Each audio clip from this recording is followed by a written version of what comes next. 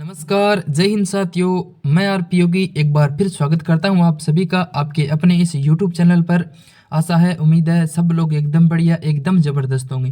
दोस्तों, आज के इस वीडियो में हम संपूर्ण भारत का इतिहास मतलब प्राचीन भारत के इतिहास से संबंधित टॉप 1500 वो क्वेश्चन करने वाले हैं जो कि आने वाले सभी प्रतियोगी परीक्षा के लिए समान रूप से उपयोगी है। मैंने आपके लिए सभी क्वेश्चन सेलेक्टेड और इम्पोर्टेंट लिए हैं जो कि बार बार एग्जामों में रिपीट हो रहे हैं और प्रीवियस आधारित सभी क्वेश्चन रहने वाले हैं। तो सभी क्वेश्चनों को हम आसान से एवं डिटेल भाषा में कवर करने वाले हैं। तो वीडियो के अंत तक जुड़े रहिए और वीडियो पर पहली बार हो तो वीडियो को लाइक कर देना, चैनल को सब्सक्राइब जरूर कर देना और अपने दोस्तों के साथ शेयर जरूर कर देना। हम वो क्वेश्चन करने जा रहे हैं जो कि एक महामैराथन क्लास होने वाली है। तो पूरा वीडियो एंड तक ध्यान से देखना। चलिए अब शुरुआत कर लेते हैं बिना टाइम वेस्ट किए आज के फर्स्ट क्वेश्चन से। तो आज का पहला क्वेश्चन है, भारतीय इतिहास को अध्ययन की सुविधा के लिए कितने भागों में बांटा गया है? राइट आंसर हो जाएगा 3 भागों में बांटा गया है। प्राचीन भारत का इतिहास, 2 नंबर है मध्यकालीन भारत का इतिहास और तीसरा भाग है आधुनिक भारत का इतिहास। तो भारतीय इतिहास को अध्ययन की सुविधा के लिए 3 भागों में बांटा गया है। वो आपके सामने लिखा हुआ है, प्राचीन भारत का इतिहास, मध्यकालीन भारत का इतिहास और आधुनिक भारत का इतिहास, जो कि हम पढ़ने जा रही है। बात करते हैं आज के सेकंड क्वेश्चन से। क्वेश्चन है, सबसे पहले इतिहास को 3 भागों में बांटने का श्रेय किसे दिया जाता है? तो ये दिया जाता है क्रिस्टोफ सेलियर्स को, जो कि सबसे पहले इतिहास को 3 भागों में बांटने का श्रेय है। इतिहास के पिता कौन है? तो आपका राइट आंसर हो जाएगा हेरोडोटस को इतिहास के पिता के रूप में जाना जाता है। ध्यान में रखना सभी साथी। अगला क्वेश्चन है, हिस्टोरिका नामक पुस्तक किसने लिखी? तो हिस्टोरिका नामक पुस्तक लिखी हेरोडोटस ने। नेक्स्ट क्वेश्चन है, प्राचीन भारतीय इतिहास के विषय में जानकारी का मुख्य स्रोत किसे माना जाता है? तो ये माना जाता है धर्म ग्रंथों को। नेक्स्ट क्वेश्चन, भारत का सबसे प्राचीन धर्म ग्रंथ कौन सा है? तो सबसे प्राचीन धर्म ग्रंथ है वेद। नेक्स्ट क्वेश्चन है, वेदों की संख्या कितनी है? तो 4 है वेदों की संख्या, ऋग्वेद, सामवेद, यजुर्वेद और अथर्ववेद। नेक्स्ट क्वेश्चन, सबसे प्राचीन वेद कौन सा है? तो ऋग्वेद सबसे प्राचीन वेद है। नेक्स्ट क्वेश्चन, सबसे नवीनतम वेद कौन सा है? तो अथर्ववेद है, वो सबसे नवीनतम वेद है। नेक्स्ट क्वेश्चन, वेदों का संकलनकर्ता किसे माना जाता है? वेदव्यास को वेदों का संकलनकर्ता माना जाता है। ध्यान में रखना सभी साथी। नेक्स्ट, वेदव्यास द्वारा रचित चारों वेदों को क्या कहते हैं? दोस्तों, वीडियो की क्वालिटी और आपको कंटेंट पसंद आ रहा है तो वीडियो को लाइक ज़रूर करना, अपने दोस्तों के साथ ये वीडियो शेयर ज़रूर कर देना। कंपटीशन एग्जाम की दृष्टि से वेरी मोस्ट इंपॉर्टेंट है आज का ये वीडियो, जो कि मैराथन होने जा रहा है। तो वेदव्यास द्वारा रचित चारों वेदों को संहिता कहते हैं। नेक्स्ट क्वेश्चन है, ऋग्वेद में कितने मंडल और सूक्त है? तो 10 मंडल और 1028 सूक्त है। नेक्स्ट क्वेश्चन है, ऋग्वेद में संकलित ऋचाओं की संख्या कितनी है? तो 10,462 ऋचाएं हैं ऋग्वेद में संकलित। नेक्स्ट, ऋग्वेद की ऋचाओं को पढ़ने वाले ऋषि को क्या कहते हैं? तो इसे होत्र कहते हैं, ऋग्वेद की ऋचाओं को पढ़ने वाले ऋषि को। ध्यान में रखना। नेक्स्ट क्वेश्चन है, ऋग्वेद के तीसरे मंडल की रचना किसके द्वारा की जाती है? तो विश्वामित्र के द्वारा ऋग्वेद के तीसरे मंडल की रचना की जाती है। नेक्स्ट क्वेश्चन है, सूर्य देवता को समर्पित गायत्री मंत्र का संबंध ऋग्वेद में किस मंडल से है? तो ऋग्वेद में तीसरे मंडल से है गायत्री मंत्र का संबंध। ध्यान में रखना सभी दोस्त, वेरी मोस्ट इंपॉर्टेंट है एग्जाम की दृष्टि से। अगला क्वेश्चन है, ऋग्वेद में कौन से मंडल में सोम देवता का उल्लेख है? तो ऋग्वेद में कौन से मंडल में सोम देवता का उल्लेख है? तो 9वें मंडल में सोम देवता का उल्लेख है ऋग्वेद के। अगला क्वेश्चन, ऋग्वेद में 10वें मंडल में वर्णित पुरुष सूक्त में कितने वर्णों का उल्लेख दिया गया है? तो 4 वर्ण में दिया गया है, ब्राह्मण, क्षत्रिय, वैश्य और शूद्र। नेक्स्ट, ऋग्वेद में प्रयुक्त अगन्य शब्द का संबंध किससे है? तो अगन्य का संबंध है गाय से। ध्यान में रखना। नेक्स्ट क्वेश्चन है, ऋग्वेद में सबसे पवित्र नदी किसे माना गया है? तो ऋग्वेद में सबसे पवित्र नदी सरस्वती नदी को माना गया है। नेक्स्ट, ऋग्वेद में सर्वाधिक बार किस नदी का वर्णन किया गया? तो सिंधु नदी का सर्वाधिक बार वर्णन। नेक्स्ट, ऋग्वेद में कितने देवी देवताओं का उल्लेख है? तो 33 देवी देवताओं का ऋग्वेद में उल्लेख है। अगला क्वेश्चन, ऋग्वेद में किसे सर्वमान्य व सबसे शक्तिशाली देवता माना गया है? तो इंद्र देवता को सबसे शक्तिशाली और सर्वमान्य माना गया है। इंद्र देवता की स्तुति में ऋग्वेद में कितनी ऋचाएं है? तो 250 ऋचाएँ हैं, ध्यान में रखना, वेरी मोस्ट इंपॉर्टेंट है एग्जाम पॉइंट ऑफ व्यू की दृष्टि से। अगला क्वेश्चन, ऋग्वेद के 7वें मंडल में किस युद्ध का वर्णन किया गया है? तो दशराज्य युद्ध का वर्णन किया गया है ऋग्वेद के 7वें मंडल में। नेक्स्ट, अग्नि देवता के लिए ऋग्वेद में कितनी ऋचाओं की रचना की गई है? तो कुल 200 ऋचाओं की गई है अग्नि देवता के लिए, और इंद्र देवता के लिए 250 सर्वाधिक। नेक्स्ट, ऋग्वेद में ऐसी कन्याओं को क्या कहा जाता है जो आजीवन अविवाहित रहती थी? तो इसे अमाजु कहा जाता था ऋग्वेद में, जो अविवाहित कन्याएं रहती थी। अस्तोमा सदगम्य वाक्य कहाँ से लिया गया है? तो यह ऋग्वेद से लिया गया है। वेरी मोस्ट इंपॉर्टेंट क्वेश्चन है, एग्जाम में बार बार पूछा जाता है, ध्यान में रखना, अस्तोमा सदगम्य। नेक्स्ट क्वेश्चन, ऋग्वेद का अंग्रेजी में अनुवाद किसने किया? राइट आंसर हो जाएगा मैक्स मुलर ने ऋग्वेद का अंग्रेजी में अनुवाद किया। नेक्स्ट, वेद त्रयी में कौन कौन से वेद सम्मिलित हैं? ऋग्वेद, सामवेद, यजुर्वेद जो वेद त्रयी में शामिल है, ये तीनों वेद ध्यान में रखना। नेक्स्ट है, ऋग्वेद का उपवेद कौन सा वेद है? तो आयुर्वेद है, वो ऋग्वेद का उपवेद है। आयुर्वेद की रचना किसने की? तो एक की धन्वंतरी ने। नेक्स्ट क्वेश्चन है, भारतीय संगीत का जनक किस वेद को माना जाता है? तो किस वेद को माना जाता है? तो सामवेद को भारतीय संगीत का जनक माना जाता है, ध्यान में रखना सभी साथी। देखिए दोस्तों, वीडियो की क्वालिटी और आपको कंटेंट पसंद आ रहा है तो वीडियो को लाइक ज़रूर करना, अपने दोस्तों के साथ इस वीडियो को शेयर करना ज़्यादा से ज़्यादा, क्योंकि हमारे नेक्स्ट पार्ट के भी वीडियो मैराथन आने वाले हैं, उसमें भी हम टॉप 500 क्वेश्चन करने वाले हैं जो बार बार एग्जामों में रिपीट हो रहे हैं। अगला क्वेश्चन है, यज्ञों के अवसर पर गाई जाने वाली ऋचाओं का वर्णन किस वेद में है? तो सामवेद में है। नेक्स्ट, सामवेद के पाठकर्ता को क्या कहते हैं? तो उदात्तर कहते हैं। नेक्स्ट, सामवेद में कितने सूक्त है? तो 1810 सूक्त है सामवेद में। अगला क्वेश्चन है, सामवेद का उपवेद कौन सा है? तो गंधर्व वेद है, वो सामवेद का उपवेद है। नेक्स्ट, कौन सा वेद गद्य और पद्य दोनों में है? तो यजुर्वेद है, वो आपका गद्य और पद्य दोनों में है। वेरी मोस्ट इंपॉर्टेंट है, ध्यान में रखना सभी दोस्त। नेक्स्ट क्वेश्चन है, आज का नेक्स्ट क्वेश्चन, सर्वप्रथम नक्षत्रों का उल्लेख किस में मिलता है? तो सर्वप्रथम नक्षत्रों का उल्लेख मिलता है आपके यजुर्वेद में, सभी दोस्त ध्यान में रखना। यजुर्वेद के पाठकर्ता को क्या कहा जाता है? तो यजुर्वेद के पाठकर्ता को अध्वर्यु कहा जाता है। नेक्स्ट क्वेश्चन है, यजुर्वेद में मुख्यतः किस विषय का प्रतिपादन किया गया? तो कर्मकांड का किया गया। नेक्स्ट, यजुर्वेद के ब्राह्मण ग्रंथ कौन से हैं? तो तैत्तिरीय और शतपथ है, वो यजुर्वेद के ब्राह्मण ग्रंथ है। नेक्स्ट, अंधविश्वास, जादू टोनों, रोग निवारण और विवाह आदि का वर्णन किस वेद में मिलता है? तो ये आपके अथर्ववेद में मिलता है। नेक्स्ट, अथर्ववेद की रचना किसने की थी? तो ऋषि अथर्वा ने अथर्ववेद की रचना की थी, ध्यान में रखना, वेरी मोस्ट इंपॉर्टेंट है, नोट डाउन करते रहना साथ साथ में या फिर स्क्रीनशॉट लेते रहना। नेक्स्ट क्वेश्चन है, अथर्ववेद का ब्राह्मण वेद कौन सा है? तो गोपथ ब्राह्मण है, वो अथर्ववेद का ब्राह्मण वेद है। नेक्स्ट, अथर्ववेद में कुल कितने मंत्र और पद्य है? तो मंत्र तो है 731 और पद्य है 6000 अथर्ववेद में, ध्यान में रखना। नेक्स्ट, ऋग्वेद में हस्तलिखित रचनाओं को क्या कहा जाता है? तो खिल कहा जाता है ऋग्वेद में हस्तलिखित रचनाओं को। नेक्स्ट, स्त्री की सर्वाधिक गिरी हुई स्थिति किस संहिता से प्राप्त होती है? तो मैत्रेयनी संहिता से।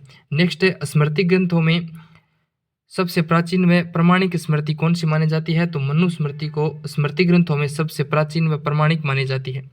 नेक्स्ट क्वेश्चन है, उपनिषदों की संख्या कितनी थी? तो 108 थी उपनिषदों की संख्या, ध्यान में रखना। नेक्स्ट है, भारतीय ऐतिहासिक कथाओं का सबसे अच्छा क्रमबद्ध विवरण किस में दिया गया है? तो ये पुराणों में दिया गया है। नेक्स्ट, पुराणों की संख्या कितनी है? 18 पुराण है कुल, ध्यान में रखना। सबसे प्राचीन पुराण कौन सा है? तो मत्स्य पुराण है, वो सबसे प्राचीन पुराण है। विष्णु पुराण की बात करें तो किस वंश का उल्लेख किया गया है इसमें? तो मौर्य वंश का। नेक्स्ट क्वेश्चन है, आंध्र सातवाहन वंश के बारे में जानकारी किस पुराण में मिलती है? तो मत्स्य पुराण में मिलती है। नेक्स्ट, वायु पुराण में किस वंश का उल्लेख किया गया है? तो गुप्त वंश का उल्लेख किया गया है वायु पुराण में। सोंगवंश का मानक ग्रंथ किसे माना जाता है? तो मनुस्मृति को सोंगवंश का मानक ग्रंथ माना जाता है। नेक्स्ट है, वेदों का अर्थ समझने और सही उच्चारण के लिए किसकी रचना की गई है? तो वेदांग की रचना की गई है वेदों का अर्थ समझने और सही उच्चारण के लिए, ध्यान में रखना, काफ़ी ज़्यादा इंपॉर्टेंट क्वेश्चन है ये। बात करते हैं साथ ही आज के नेक्स्ट क्वेश्चन की। क्वेश्चन है, वेदांगों की संख्या कितनी है? तो कुल वेदांगों की संख्या 6 है। शिक्षा, कल्प, व्याकरण, छंद, निरुक्त और ज्योतिष, ये वेदांगों की संख्या है जो 6 है। नेक्स्ट, वैदिक काल खंड को कितने भागों में बांटा गया है? तो 2 भागों में बांटा गया है, ऋग्वेदिक काल और उत्तरवेदिक काल में बांटा गया है वैदिक कालखंड को। नेक्स्ट है, ऋग्वेदिक काल का प्रमाणिक कार्यकाल कब से कब तक माना जाता है? तो 1500 ईसा पूर्व से 1000 ईस्वी पूर्व तक माना गया है ऋग्वेदिक काल को। अगला क्वेश्चन है उत्तर वैदिक काल का प्रमाणिक कार्यकाल कब से कब तक माना जाता है? तो 1000 ईस्वी पूर्व से 600 ईसा पूर्व तक उत्तर वैदिक काल माना जाता है। नेक्स्ट, उत्तर वैदिक काल में किन दो प्रमुख ग्रंथों की रचना की गई है? तो रामायण और महाभारत की गई है। नेक्स्ट क्वेश्चन है रामायण की रचना किसके द्वारा की गई थी? देखिए, उत्तर वैदिक काल में की गई थी रामायण की रचना, और रामायण की रचना की बात करें तो महर्षि वाल्मीकि ने की। महाभारत की बात करें तो महर्षि वेदव्यास ने की महाभारत की रचना। अगला क्वेश्चन है कोई वस्तु कितनी पुरानी है इसका पता किस विधि से लगाया जाता है? वेरी मोस्ट इंपॉर्टेंट है। C14 मतलब कार्बन 40 विधि से पता लगाया जाता है यह वस्तु कितनी पुरानी है। नेक्स्ट क्वेश्चन है मनुष्य के विकास की क्रमबद्ध व्याख्या का श्रेय किसे दिया जाता है? तो चार्ल्स डार्विन को दिया जाता है मनुष्य के विकास की क्रमबद्ध व्याख्या का श्रेय। ओरिजिन ऑफ स्पेसीज पुस्तक के लेखक कौन है? तो चार्ल्स डार्विन है इस पुस्तक के लेखक। नेक्स्ट क्वेश्चन है ध्यान में रखना, मनुष्य का वैज्ञानिक नाम क्या है? तो होमो सेपियंस मतलब ज्ञानी मानव। मनुष्य ने सबसे पहले किस धातु का प्रयोग किया? तो तांबा धातु का मनुष्य ने सर्वप्रथम प्रयोग किया। अगला क्वेश्चन, मनुष्य ने सर्वप्रथम किस औजार का निर्माण किया? तो सर्वप्रथम कुल्हाड़ी का निर्माण किया मनुष्य ने। नेक्स्ट, मनुष्य का पहला पालतू जानवर कौन सा था? एक क्वेश्चन एग्जाम में आ रही है और पिछले एग्जामों में बहुत बार ये क्वेश्चन पूछे गए हैं। मैंने सभी क्वेश्चन आपके लिए सिलेक्टेड इंपॉर्टेंट लिए है जो कि वेरी मोस्ट इंपॉर्टेंट है, तो ध्यान से पढ़ना और वीडियो में अंत तक बने रहे। तो कुत्ता है मनुष्य का पहला पालतू पशु। मनुष्य ने आग का आविष्कार किस काल में किया? राइट आंसर हो जाएगा पूरा पाषाण काल में मनुष्य ने आग का आविष्कार किया। नेक्स्ट है भारत में पूरा पाषाणकालीन औजारों की खोज किसने की थी? तो रॉबर्ट ब्रूस फुट ने की थी 1863 ईस्वी में। पहिए का आविष्कार किस काल में किया गया था? तो नवपाषाण काल में पहिए का आविष्कार किया गया था। ध्यान में रखना ये क्वेश्चन सभी एग्जामों में रिपीट हो रही है, बार बार एग्जाम में आए हुए क्वेश्चन है सभी। बात करते हैं साथ ही आज के नेक्स्ट क्वेश्चन की। दोस्तों वीडियो की क्वालिटी और कंटेंट पसंद आ रहा तो वीडियो को लाइक ज़रूर कर लेना। आपके सर की इतनी मेहनत देख लेना। मैं आपके लिए मैराथन पूरे इतिहास के लेकर आऊँगा। ये प्राचीन इतिहास है और मध्यकालीन इतिहास का भी हम मैराथन वीडियो लाएंगे और आगे जो आधुनिक भारत है वो भी लेकर आएंगे। नेक्स्ट क्वेश्चन है भारत की प्रथम ज्ञात सभ्यता कौन सी है? तो हड़प्पा सभ्यता है। नेक्स्ट क्वेश्चन, हड़प्पा सभ्यता की खोज किस वर्ष हुई थी? तो 1921 ईस्वी में हुई थी। हड़प्पा सभ्यता के सर्वप्रथम खोजकर्ता कौन थे? तो वो थे दयाराम साहनी। हड़प्पा सभ्यता का सर्वाधिक मान्यता प्राप्त काल कौन सा है? तो 2500 ईसा पूर्व से 1750 ईसा पूर्व है वो हड़प्पा सभ्यता का सर्वाधिक मान्यता प्राप्त काल है। अगला क्वेश्चन है सिंधु घाटी सभ्यता किस युग से संबंधित है? तो आद्य ऐतिहासिक युग से संबंधित है सिंधु घाटी सभ्यता। ध्यान में रखना वेरी मोस्ट इंपॉर्टेंट है। सिंधु घाटी सभ्यता किस प्रकार की सभ्यता है? तो यह एक नगरीय सभ्यता थी। बात करते हैं नेक्स्ट क्वेश्चन की। तो नेक्स्ट क्वेश्चन है सिंधु घाटी सभ्यता का सबसे बड़ा स्थल कौन सा है? तो वो आपका हो जाएगा मोहनजोदड़ो जो वर्तमान में पाकिस्तान में है। नेक्स्ट क्वेश्चन है मोहनजोदड़ो का शाब्दिक अर्थ क्या है? तो मृतकों का टीला है मोहनजोदड़ो का शाब्दिक अर्थ। अगला क्वेश्चन है मोहनजोदड़ो का खोजकर्ता कौन था? तो वो थे राखलदास बनर्जी जो कि 1922 में मोहनजोदड़ो की खोज की। वेरी मोस्ट इंपॉर्टेंट है सभी दोस्त ध्यान में रखना। नर्तकी की कांस्य की मूर्ति कहाँ से प्राप्त हुई? तो ये आपके मोहनजोदड़ो स्थान से प्राप्त हुई। अगला क्वेश्चन है वर्तमान में मोहनजोदड़ो नामक स्थान किस देश में स्थित है? तो यह मैंने पहले ही बता दिया पाकिस्तान में स्थित है सिंधु नदी किनारे। नेक्स्ट, सिंधु घाटी सभ्यता का पहला स्थल कौन सा है जो खोजा गया था? तो वो हो जाएगा हड़प्पा स्थल है। हड़प्पा किस नदी के किनारे स्थित है? तो हड़प्पा सभ्यता आपकी रावी नदी के किनारे है। सिंधु घाटी सभ्यता की जानकारी कहाँ से मिलती है? तो पुरातात्विक उत्खननों से मिलती है सिंधु घाटी सभ्यता की जानकारी जो कि पुरातात्विक है। अगला क्वेश्चन है हड़प्पाकालीन लोगों ने नगरों तथा घरों के विन्यास के लिए कौन सी पद्धति अपनाई? तो वो अपनाई ग्रिड पद्धति हड़प्पाकालीन के लोगों ने। नेक्स्ट, सिंधु घाटी सभ्यता की लिपि कौन सी है? तो भावचित्रात्मक है। नेक्स्ट क्वेश्चन है सिंधु घाटी सभ्यता कहाँ तक विस्तृत थी? तो ये थी पंजाब, राजस्थान, गुजरात, उत्तर प्रदेश, हरियाणा, जम्मू सिंध और बलूचिस्तान में सिंधु घाटी सभ्यता विस्तृत थी। नेक्स्ट, सिंधु घाटी सभ्यता में घोड़ों के अवशेष कहाँ से मिले? तो सुरकोटड़ा से मिले सिंधु घाटी सभ्यता में घोड़ों के अवशेष। सिंधु घाटी स्थल कालीबंगा भारत के किस राज्य में स्थित है? तो कालीबंगा बात करें तो वो राजस्थान के हनुमानगढ़ में है। नेक्स्ट क्वेश्चन है कालीबंगन का क्या अर्थ है? तो कालीबंगन का अर्थ है काली चूड़ियाँ। नेक्स्ट क्वेश्चन है हड़प्पा सभ्यता के अंतर्गत हल से जोते गए खेत के साक्ष्य कहाँ से मिले हैं? तो वो कालीबंगा राजस्थान से मिले हैं। सिंधु घाटी सभ्यता की ईंटों का अलंकरण किस स्थान से मिला है? तो ये मिला है कालीबंगा से मिला है। सिंधु घाटी सभ्यता में ईंटों का अलंकरण। नेक्स्ट क्वेश्चन है हड़प्पा काल की मोहरों के निर्माण में मुख्य रूप से किस पदार्थ का उपयोग किया गया था? तो ये किया गया था। नेक्स्ट क्वेश्चन है सिंधु घाटी सभ्यता के लोगों का मुख्य व्यवसाय क्या था? तो उनका मुख्य व्यवसाय था व्यापार करना।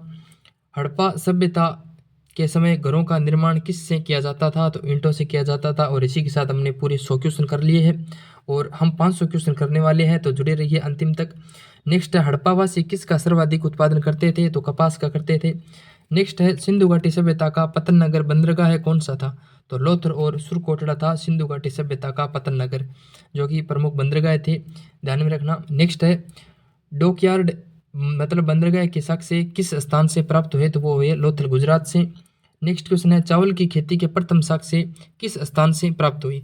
तो चावल की खेती के प्रथम साक्ष्य हुए लोथल से प्राप्त। नेक्स्ट क्वेश्चन है हड़प्पा सभ्यता का एकमात्र स्थल कौन सा है जहां मकानों का दरवाजा मुख्य सड़क पर खुलता था? तो लोथल गुजरात में खुलता था मकानों का मुख्य दरवाजा। हड़प्पा सभ्यता का एकमात्र स्थल यही है, ध्यान में रखना, वेरी मोस्ट इंपॉर्टेंट है। ये क्वेश्चन एग्जाम में बार बार रिपीट हो रहा है। नेक्स्ट क्वेश्चन है स्वतंत्रता के बाद सर्वाधिक स्थलों का उत्खनन किस राज्य में हुआ?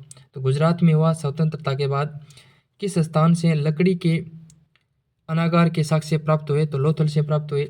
नेक्स्ट हड़प्पा सभ्यता से संबंधित किस स्थलों ने अग्निकुंड के साक्ष्य प्राप्त हुए? तो लोथल और कालीबंगा से अग्निकुंड के साक्ष्य प्राप्त हुए, ध्यान में रखना।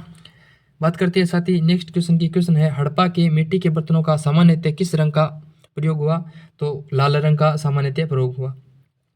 अगला क्वेश्चन है सिंधु घाटी सभ्यता का सबसे ऊपर में स्थित स्थल कौन सा है? तो वो हो जाएगा मांडा, जो कि जम्मू कश्मीर में, जो कि सिंधु घाटी सभ्यता का सबसे उत्तर में स्थित है। सिंधु सभ्यता का दक्षिणतम स्थल कौन सा है? तो दायमाबाद, जो कि महाराष्ट्र में है। सिंधु सभ्यता का सबसे पूर्वी स्थल कौन सा है? तो आलमगीर उत्तर प्रदेश में है। सिंधु घाटी सभ्यता का सबसे प्राचीन केंद्र की बात करें वो कहाँ है? तो वो आपके मकराना बलूचिस्तान में है वर्तमान में।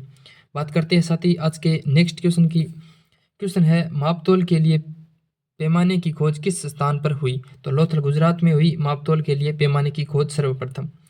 नेक्स्ट है हड़प्पाकालीन समाज किन वर्गों में विभक्त था? राइट आंसर हो जाएगा विद्वान, योद्धा, व्यापारी और श्रमिक में विभक्त था हड़प्पाकालीन समाज, जो कि 4 भागों में विभक्त था। वेरी मोस्ट इंपॉर्टेंट है कंपटीशन एग्जाम की दृष्टि से। सिंध का बाग नकलिस्तान हड़प्पा सभ्यता के लिए पुरास्थल को कहाँ कहा गया? तो मोहनजोदड़ो कहा गया सिंध का बाग नकलिस्तान को। नेक्स्ट क्वेश्चन है हड़प्पा सभ्यता के संपूर्ण क्षेत्र का आकार किस प्रकार का था? तो यह था त्रिभुजाकार का हड़प्पा सभ्यता के संपूर्ण क्षेत्र का आकार। वेरी मोस्ट इंपॉर्टेंट है, एग्जाम में आ सकता है ये क्वेश्चन, नोट डाउन कर लेना या फिर स्क्रीनशॉट ले लेना। अगला क्वेश्चन है सिंधु सभ्यता की मुद्रा में किस देवता के समतुल्य चित्रांकन मिलता है? तो आद्य शिव की प्रतिमा मिलती है सिंधु सभ्यता की मुद्रा में। नेक्स्ट क्वेश्चन है सिंधु सभ्यता के उत्खनन में प्राप्त मुहरों पर किस पशु का उत्कीर्ण हुआ है? तो बैल का उत्कीर्ण हुआ है। नेक्स्ट हड़प्पाकालीन स्थल रोपड़ पंजाब में किस नदी के किनारे स्थित है? तो सतलज नदी के किनारे है, रोपड़ पंजाब है हड़प्पाकालीन स्थल। नेक्स्ट क्वेश्चन है हड़प्पा में एक उन्नत जल प्रबंधन प्रणाली का पता किस स्थान से चलता है? तो ये चलता है धौलावीरा से। नेक्स्ट क्वेश्चन है सिंधु घाटी सभ्यता की विकसित अवस्था में किस स्थल से घरों में कुएं के अवशेष मिले हैं? तो मोहनजोदड़ो से मिले हैं घरों में कुएं के अवशेष। नेक्स्ट हड़प्पा एवं मोहनजोदड़ो की पुरातात्विक खुदाई के प्रभारी कौन थे? तो वो थे सर जॉन मार्शल, हड़प्पा और मोहनजोदड़ो। नेक्स्ट मोहनजोदड़ो की सबसे बड़ी इमारत मानी जाती है तो वो आपकी हो जाएगी विशाल स्नानागार है, जो मोहनजोदड़ो की सबसे बड़ी इमारत है। वेरी मोस्ट इंपॉर्टेंट है, ध्यान में रखना। मेरे साथी वीडियो को लाइक जरूर कर देना, चैनल को सब्सक्राइब जरूर कर लेना, इतना काम कर देना। नेक्स्ट हड़प्पावासी किस धातु से परिचित नहीं थे? तो वह लोहे से परिचित नहीं थे।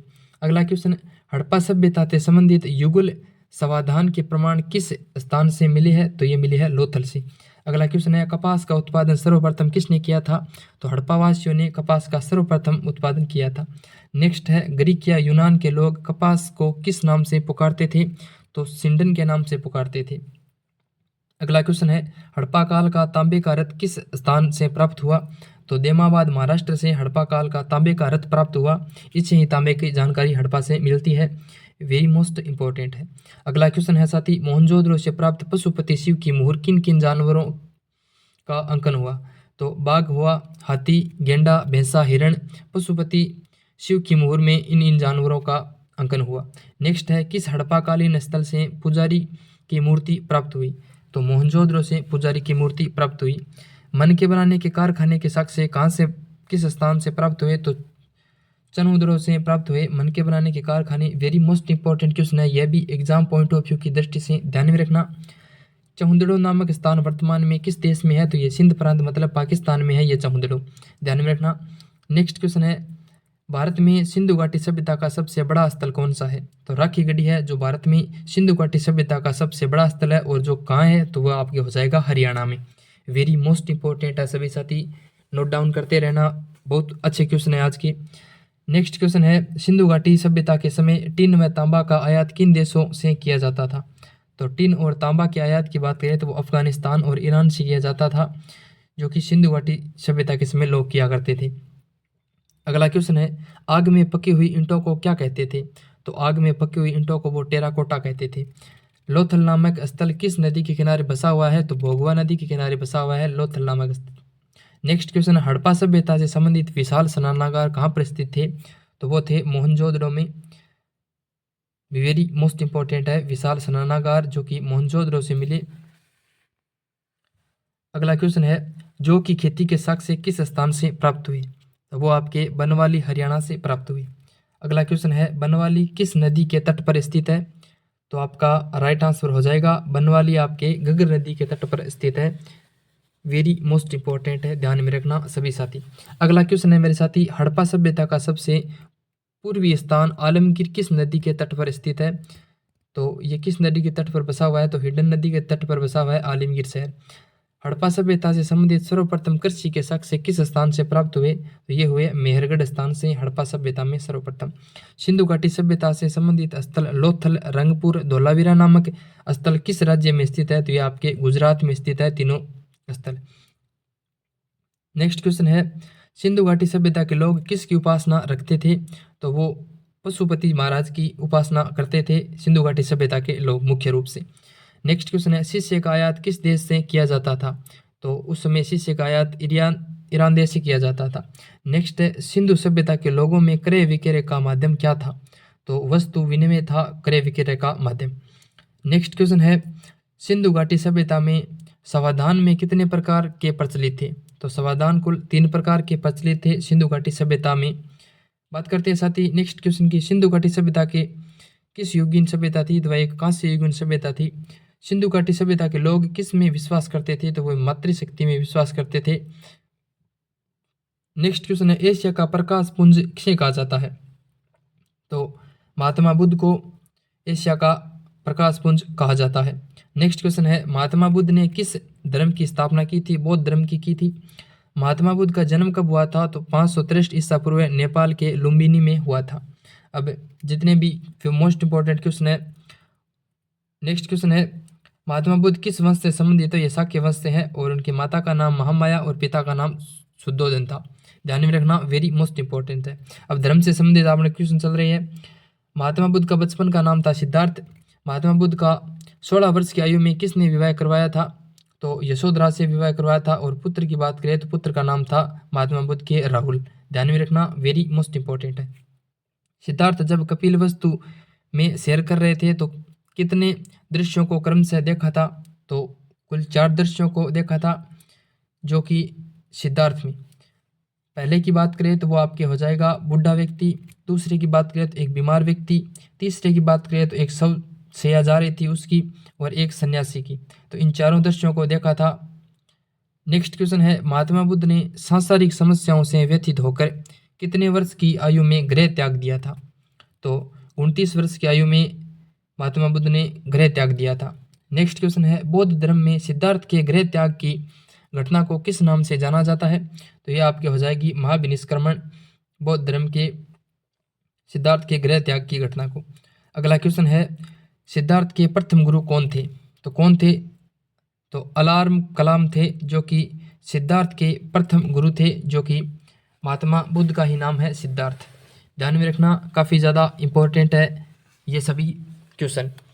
अगला क्वेश्चन है सिद्धार्थ ने शाक्य दर्शन की शिक्षा किससे प्राप्त की थी? तो अलार कलाम से शाक्य दर्शन की शिक्षा प्राप्त की थी। अगला क्वेश्चन है 6 वर्ष की कठिन तपस्या के बाद कितने वर्ष की आयु में सिद्धार्थ को ज्ञान की प्राप्ति हुई? तो 35 वर्ष की आयु में वैशाख पूर्णिमा के दिन ज्ञान की प्राप्ति हुई महात्मा बुद्ध को। बात करते हैं साथ ही आज के नेक्स्ट क्वेश्चन की। ज्ञान की प्राप्ति के बाद सिद्धार्थ ने किस नाम से जाने गए? तो महात्मा बुद्ध के नाम से जाने गए ज्ञान प्राप्ति के बाद सिद्धार्थ। अगला क्वेश्चन है, महात्मा बुद्ध को ज्ञान प्राप्ति की घटना को किस नाम से जाना जाता है? तो संबोधि नाम से जाना जाता है महात्मा बुद्ध को ज्ञान प्राप्ति की घटना को। नेक्स्ट, वैशाख पूर्णिमा की रात सिद्धार्थ को किस नदी के किनारे किस वृक्ष के नीचे ज्ञान प्राप्त हुआ था? तो निरंजना नदी के किनारे पीपल के वृक्ष के नीचे सिद्धार्थ को ज्ञान प्राप्त हुआ था वैशाख पूर्णिमा के दिन। अगला क्वेश्चन है, जिस स्थान पर महात्मा बुद्ध को ज्ञान की प्राप्ति हुई वह स्थान क्या कहलाया? तो वह कहलाया बोध गया, बिहार में है। नेक्स्ट क्वेश्चन है, महात्मा बुद्ध ने अपना प्रथम उपदेश किस स्थान पर दिया? तो किस स्थान पर दिया? तो सारनाथ उत्तर प्रदेश में महात्मा बुद्ध ने अपना प्रथम उपदेश दिया। नेक्स्ट क्वेश्चन है, प्रथम उपदेश की घटना को किस नाम से जाना जाता है? तो प्रथम उपदेश को महात्मा बुद्ध के प्रथम उपदेश को धर्म चक्र परिवर्तन के नाम से जाना जाता है। महात्मा बुद्ध ने अपने उपदेश किस भाषा में दिए? तो वो दिए पाली भाषा में। अगला क्वेश्चन है, बुद्ध ने अपने सर्वाधिक उपदेश किस स्थान पर दिए थे? तो श्रावस्ती में दिए थे बुद्ध ने अपने सर्वाधिक उपदेश। नेक्स्ट है, गौतम बुद्ध के प्रिय घोड़े का क्या नाम था? तो कंथक नाम था। महात्मा बुद्ध की मृत्यु कब और कहाँ हुई? तो 483 ईसा पूर्व में कुशीनारा में उत्तर प्रदेश में महात्मा बुद्ध की मृत्यु हुई। बात करते हैं नेक्स्ट क्वेश्चन की। क्वेश्चन है, महात्मा बुद्ध के शरीर त्यागने को बौद्ध ग्रंथों में क्या कहा जाता है? तो महापरिनिर्वाण कहा जाता है। महापरिनिर्वाण कहा जाता है महात्मा बुद्ध के शरीर त्यागने को बौद्ध ग्रंथों में कहा जाता है। ध्यान में रखना, काफ़ी ज़्यादा इंपॉर्टेंट है, नोट डाउन करते रहना। साथ साथ बहुत ही अच्छे क्वेश्चन है, हम हर क्वेश्चन का निचोड़ कर रहे हैं जो कि एग्जाम की दृष्टि से वेरी मोस्ट इंपॉर्टेंट है। बात करते हैं नेक्स्ट क्वेश्चन की। क्वेश्चन है, नालंदा विश्वविद्यालय और विक्रमशिला विश्वविद्यालय किस धर्म के शिक्षा के प्रधान केंद्र थे? तो ये आपके बौद्ध धर्म के शिक्षा के केंद्र थे। नेक्स्ट क्वेश्चन है, बौद्ध धर्म का मुख्य ग्रंथ कौन सा था? तो वो था त्रिपिटक, जो कि मुख्य ग्रंथ था। अगला, संघ संबंधी नियम दैनिक आचार विचार का संग्रह किस में है? तो विनय पिटक में है। नेक्स्ट, बौद्ध धर्म के उपदेश और सिद्धांत से संबंधित संग्रह को क्या कहते हैं? तो सूत्र पिटक कहा जाता है इनके संग्रह को। नेक्स्ट है, अभिधम्म पिटक में क्या संग्रहित है? तो प्रश्नोत्तर क्रम और दार्शनिक सिद्धांत है वो अभिधम्म पिटक में संग्रहित है। नेक्स्ट, बौद्ध धर्म के त्रिरत्न कौन से है? तो बुद्ध, धम्म और संघ, ये बौद्ध धर्म के त्रिरत्न है, ध्यान में रखना। नेक्स्ट क्वेश्चन है, बौद्ध धर्म के प्रचार के लिए जिन्होंने संन्यास ग्रहण किया उन्हें कहा गया? तो उन्हें भिक्षुक कहा गया, बौद्ध धर्म में जिन्होंने संन्यास ग्रहण किया। नेक्स्ट क्वेश्चन है, गृहस्थ जीवन व्यतीत करते हुए बौद्ध धर्म अपनाने वाले को क्या कहा गया? तो इसे उपासक कहा गया। बात करते हैं नेक्स्ट क्वेश्चन की। आज का नेक्स्ट क्वेश्चन है, बौद्ध धर्म में प्रवेश को क्या कहा जाता था? तो उपसंपदा मतलब प्रव्रज्या कहा जाता था बौद्ध धर्म में प्रवेश करने वाले को। नेक्स्ट क्वेश्चन है, बौद्ध धर्म को अपनाने वाली प्रथम महिला कौन थी? तो वो थी इनकी मौसी प्रजापति गौतमी, जो कि बौद्ध धर्म को बनाने वाली प्रथम महिला। प्रथम बौद्ध संगीति किसके शासनकाल में हुई? तो अजातशत्रु के शासनकाल में 483 ईसा पूर्व राजगृह में प्रथम बौद्ध संगीति शासनकाल में हुई। द्वितीय बौद्ध संगीति कब हुई? तो कालाशोक के शासनकाल में 383 ईसा पूर्व में वैशाली में हुई। अगला क्वेश्चन है, तृतीय बौद्ध संगीति कब और कहाँ हुई? तो 255 ईसा पूर्व पाटलिपुत्र अशोक के शासनकाल में तृतीय बौद्ध संगीति हुई। नेक्स्ट, चतुर्बौद्ध संगीति जो कि कनिष्क के शासनकाल में 72 ईसा पूर्व कुंडलवन में संपन्न हुई। चतुर्थ बौद्ध संगीति के बाद बौद्ध धर्म कितने भागों में विभक्त हो गया? तो उसमें बौद्ध धर्म 2 भागों में विभक्त हो गया, जो कि चतुर्थ बौद्ध संगीति के बाद हुआ। ध्यान में रखना, वेरी मोस्ट इंपॉर्टेंट है। वो 2 भाग कौन कौन से है? तो एक हीनयान, एक महायान, दोनों को ध्यान में रखना। नेक्स्ट है, धार्मिक जुलूस का प्रारंभ सबसे पहले किसके द्वारा प्रारंभ किया गया? तो बौद्ध धर्म के द्वारा प्रारंभ किया गया। नेक्स्ट, बौद्ध धर्म की प्रथम मूर्ति का निर्माण किस शैली में किया गया? तो मथुरा कला शैली में किया गया बौद्ध धर्म की प्रथम मूर्ति का निर्माण। सर्वाधिक बुद्ध पूर्णिमा किस शैली में बनाई गई? तो गांधार शैली में मनाई गई। बुद्ध के अनुसार किस मार्ग का पालन करके निर्वाण प्राप्त हो सकता है? तो अष्टांगिक मार्ग को अपनाकर निर्वाण प्राप्त हो सकता है बुद्ध के अनुसार, ध्यान में रखना, काफ़ी ज़्यादा इंपॉर्टेंट है। नेक्स्ट, तृष्णा के क्षीण हो जाने की अवस्था को बुद्ध ने क्या कहा? तो तृष्णा के क्षीण हो जाने की अवस्था को बुद्ध ने निर्वाण कहा। नेक्स्ट, बुद्ध के पुनर्जन्म की कहानियाँ किस में वर्णित है? तो जातक कथाओं में वर्णित है। नेक्स्ट क्वेश्चन है, हीनयान का प्रथम प्रमुख ग्रंथ कौन सा है? तो कथावस्तु है। गौतम बुद्ध का जन्म का प्रतीक क्या है? तो कमल व सांड है। महात्मा बुद्ध के निर्वाण का प्रतीक क्या है? तो पद्म चिन्ह है। महात्मा बुद्ध की मृत्यु के बाद उनके शरीर के अवशेषों को किस में रखा गया? तो स्तूपों में रखा गया। महात्मा बुद्ध की मृत्यु के बाद उनके शरीर के अवशेषों को ध्यान में रखना। नेक्स्ट क्वेश्चन की बात करते हैं, ऑक्सफोर्ड ऑफ महायान किस विश्वविद्यालय को कहा जाता है? तो नालंदा विश्वविद्यालय को ऑक्सफोर्ड ऑफ महायान कहा जाता है। वेरी मोस्ट इंपॉर्टेंट है, ध्यान में रखना। जैन धर्म का संस्थापक किसे माना गया है? तो ऋषभ देव को माना गया है जैन धर्म का संस्थापक। नेक्स्ट है, जैन धर्म का वास्तविक संस्थापक किसे माना गया है? तो महावीर स्वामी को वास्तविक संस्थापक माना गया है और संस्थापक माना गया है ऋषभ देव को। ध्यान में रखना, दोनों में कंफ्यूज ना हो जाओ। नेक्स्ट है, जैन धर्म में कुल कितने तीर्थकर हुए?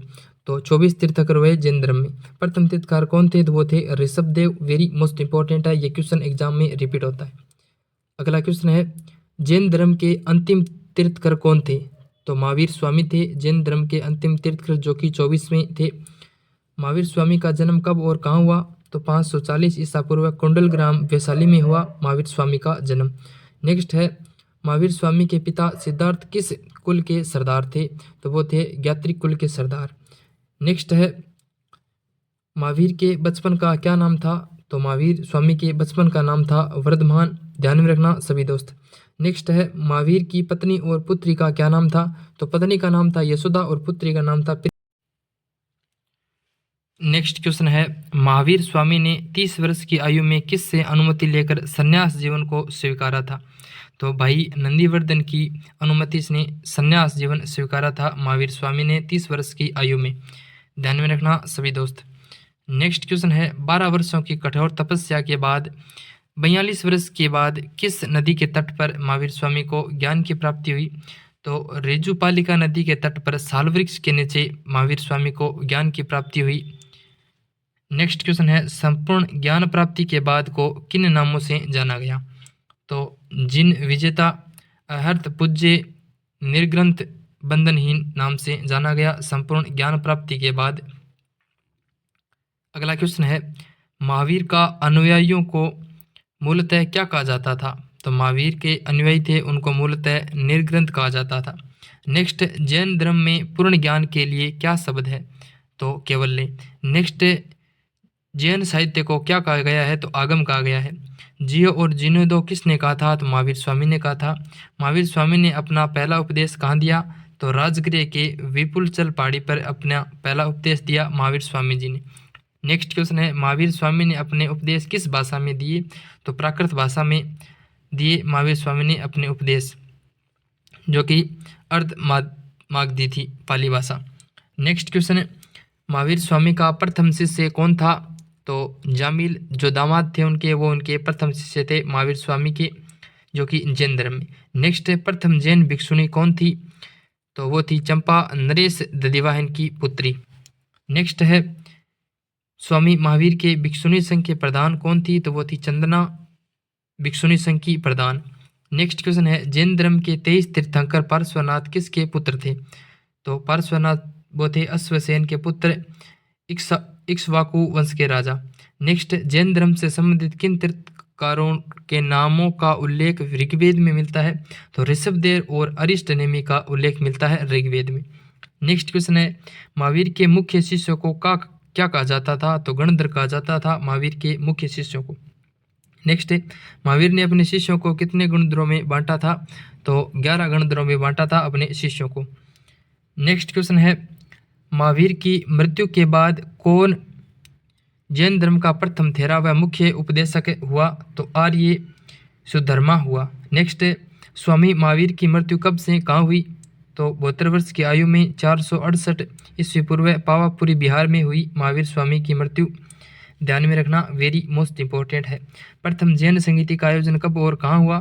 तो 322 ईसा पूर्व पाटलिपुत्र, और इनके अध्यक्ष थे अतुलभद्र, प्रथम जैन संगीति के। ध्यान में रखना।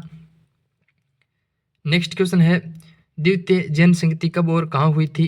तो 512 ईस्वी में वल्लभी में हुई और अध्यक्ष थे क्षमा श्रवण द्वितीय जैन संगीति के अध्यक्ष। नेक्स्ट है जैन धर्म कितने भागों में बंटा हुआ था? तो जैन धर्म भी बौद्ध धर्म की तरह दो भागों में था, श्वेतांबर और दिगंबर। और नेक्स्ट क्वेश्चन है अस्तूलभद्र के शिष्य क्या कहलाए? तो श्वेतांबर कहलाए, श्वेत वस्त्र धारण करने वाले। और भद्रबाहु के शिष्य क्या कहलाए? तो वो दिगंबर कहलाए, नग्न रहने वाले। तो दो भागों में विभक्त था जैन धर्म। नेक्स्ट है जैन धर्म के मुख्य ग्रंथ कल्पसूत्र की रचना किसने की? तो जैन धर्म के मुख्य ग्रंथ है कल्पसूत्र, तो इनकी रचना भद्रबाहु ने की। तो ये दोनों ध्यान में रखना किन किन के शिष्य थे और इनको क्या क्या नाम से जाना जाता था। श्वेतांबर और दिगंबर दोनों वेरी मोस्ट इंपॉर्टेंट है, सभी दोस्त ध्यान में रखना। बढ़ते हैं आज के नेक्स्ट क्वेश्चन की तरफ। क्वेश्चन है जैन धर्म के 24वें तीर्थंकर महावीर स्वामी का प्रतीक चिन्ह क्या है? तो वह है सिंह है जैन धर्म के 24वें तीर्थंकर का। नेक्स्ट है महावीर और महात्मा बुद्ध ने किसके शासनकाल में उपदेश दिए? तो बिंबिसार के शासनकाल में। नेक्स्ट है खजुराहो एमपी में जैन मंदिर का निर्माण किसने करवाया था? तो चंदेलों ने करवाया था। नेक्स्ट क्वेश्चन है प्रसिद्ध दिलवाड़ा का जैन मंदिर कहाँ स्थित है? तो माउंट आबू राजस्थान में है प्रसिद्ध दिलवाड़ा का जैन मंदिर। नेक्स्ट क्वेश्चन है जैन धर्म से संबंधित त्रिरत्न कौन से है? तो जैन धर्म से संबंधित त्रिरत्न है सम्यक ज्ञान, सम्यक दर्शन और सम्यक आचरण, त्रिरत्न है जैन धर्म के। नेक्स्ट पंचम हावर्त का संबंध किस धर्म से है? तो जैन धर्म से। शैववाद, अनेकावाद और थेरवाद के सिद्धांतों का संबंध किस धर्म से है? तो यह जैन धर्म से। नेक्स्ट है भागवत धर्म के संस्थापक कौन थे? तो वो थे वासुदेव श्री कृष्ण। नेक्स्ट क्वेश्चन है विष्णु के 10 अवतारों का वर्णन किस पुराण में मिलता है? तो मत्स्य पुराण में मिलता है विष्णु के 10 पुराणों का उल्लेख। ध्यान में रखना सभी दोस्त, काफ़ी ज़्यादा इंपॉर्टेंट है ये क्वेश्चन। अगला क्वेश्चन है किस यूनानी दूत ने वासुदेव के संस्मरण में गरुड़ ध्वज स्थापित करवाया था? तो वो थे होलियोडोर। ध्यान में रखना जो कि यूनानी दूत थे। नेक्स्ट हिंदू धर्म में भगवान शिव के भगत संतों को क्या कहा गया? तो नयनार कहा गया। नेक्स्ट क्वेश्चन है भगवान विष्णु से संबंधित संत क्या कहलाए? तो आलवार कहलाए। अगला क्वेश्चन है भगवान विष्णु के सुदर्शन चक्र में कितनी तीलियां है? तो 6 तीलियां है। नेक्स्ट है आजीविक संप्रदाय का संस्थापक कौन था? तो मकलीपुत्र गोसाल थे आजीविक संप्रदाय के संस्थापक। अगला क्वेश्चन है इस्लाम धर्म का संस्थापक कौन था? तो हजरत मोहम्मद साहब थे जो कि इस्लाम धर्म के संस्थापक थे। अगला क्वेश्चन है हजरत मोहम्मद साहब को कब और कहाँ ज्ञान की प्राप्ति हुई? तो 610 ईस्वी पूर्व में मक्का के पास हीरा नामक गुफा में हजरत मोहम्मद साहब को ज्ञान की प्राप्ति हुई, जो कि अच्छा क्वेश्चन है। एक पैगंबर में मक्का से मदीना की यात्रा को इस्लाम जगत में किस नाम से जाना जाता है? तो हिजरी संवत के नाम से जाना जाता है। नेक्स्ट है इस्लाम धर्म का पवित्र ग्रंथ कौन सा है? तो वो कुरान है और इसमें कुल कितने अध्याय है? तो 114 अध्याय है। नेक्स्ट पैगंबर मोहम्मद की हत्या के बाद इस्लाम धर्म कितने पंथों में विभक्त हो गया था? तो 2 पंथ में हो गया था, एक था शिया और एक था सुन्नी। 632 ईसा पूर्व की यह बात है। पैगंबर मोहम्मद की मृत्यु के बाद इस्लाम धर्म 2 भागों में विभक्त हुआ। नेक्स्ट क्वेश्चन है 6ठी शताब्दी ईसा पूर्व में भारतवर्ष कितने जनपदों में विभक्त था? तो उस समय 6ठी शताब्दी में ईसा पूर्व में भारत 16 महाजनपदों में विभक्त था, जो कि 16 महाजनपद। नेक्स्ट 16 महाजनपदों का वर्णन सबसे पहले किस ग्रंथ में मिलता है?